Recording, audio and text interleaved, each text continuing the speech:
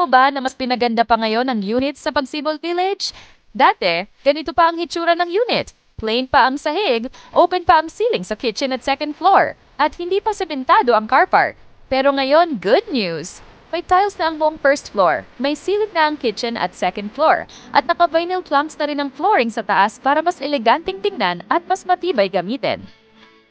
Simentado na rin ang car park, perfect para sa iyong future family car. At kahit upgraded na ang unit, same pa rin ang easy terms. Walang down payment, walang equity, at walang reservation fee.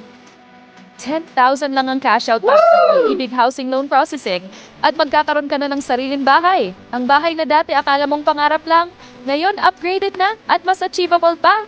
Message us today and let's make your dream home happen.